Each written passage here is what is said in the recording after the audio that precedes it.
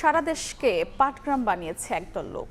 কোনো মবকে সমর্থন করে না জামায়াত ইসলামী। বিকেলে রংপুর জিলা স্কুল মাঠে আয়োজিত সমাবেশে কথা বলেছেন দলটির আমির ডক্টর শফিকুর রহমান। এই মুহূর্তে দেশে সুষ্ঠু নির্বাচনের পরিবেশ নেই দাবি করে তিনি বলেন, ভোটের আগে কিছু মৌলিক সংস্কার করতেই হবে। কেন্দ্র দখল ও কালো টাকার ব্যবহার করে আওয়ামী স্টাইলে নির্বাচনের স্বপ্ন দেখলে তা দুঃস্বপ্নে পরিণত হবে বলেও হুঁশিয়ারি দেন জামায়াতের আমির।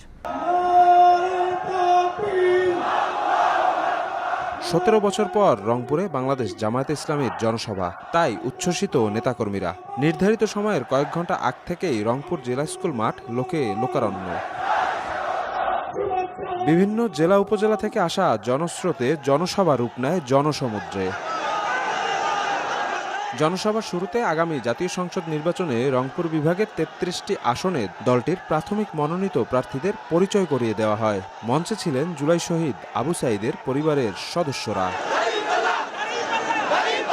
মুহুর্মুহু স্লোগানে স্বাগত জানানো হয় সদ্য কারামুক্ত জামায়াত নেতা এটিএম আজহারুল ইসলামকে।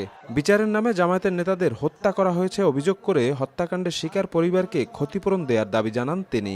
যারা এই বিচারের সম্মুখীন হয়ে হত্যার সম্মুখীন হয়েছেন তাদের ক্ষতিপূরণ দান করতে হবে। দলটির সেক্রেটারি জেনারেল মিয়া গোলাম পরোয়ার জাতীয় নির্বাচনের আগে স্থানীয় নির্বাচনের দাবি জানান।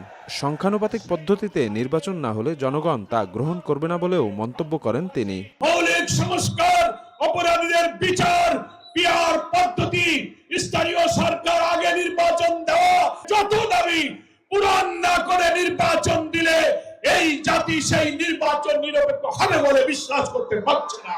এই মুহূর্তে দেশে সুষ্ঠু নির্বাচনের পরিবেশ নেই দাবি করে যে কোনো মূল্যে ভোটের আগে কিছু মৌলিক সংস্কারে জোর দেন জামায়াতের আমির। কোনো প্রশাসনিক কূপ করতে দেওয়া হবে না, ভোট কেন্দ্রে কোনো হস্তান্তর চলবে না, কালো টাকার কোনো খেলা সহ্য করা হবে না। লালমনিরহাটে থানায় হামলা ও পুলিশের কাছ থেকে দুজনকে ছিনিয়ে নেওয়ার প্রসঙ্গ টেনে ডাক্তার শফিকুর রহমান অভিযোগ করেন, সারা দেশকে পাটগ্রাম বানিয়ে রেখেছে একদল লোক। পাটগ্রামে কি হচ্ছে কি হয়েছে আপনারা দেখতে পাচ্ছেন। আর শুধু পাটগ্রাম নয়, সারা বাংলাদেশকে এখন পাটগ্রাম বানিয়ে ফেলছে একদল লোক। যারা আওয়ামী লীগের মতো সন্ত্রাস, নৈরাজ্য ও লুটপাট করবে, জনগণ তাদেরকে আওয়ামী লীগের মতো বিতাড়িত করবে বলেও মন্তব্য করেন জামায়াত নেতারা। শফিক মুন্সি, সময় সংবাদ, রংপুর।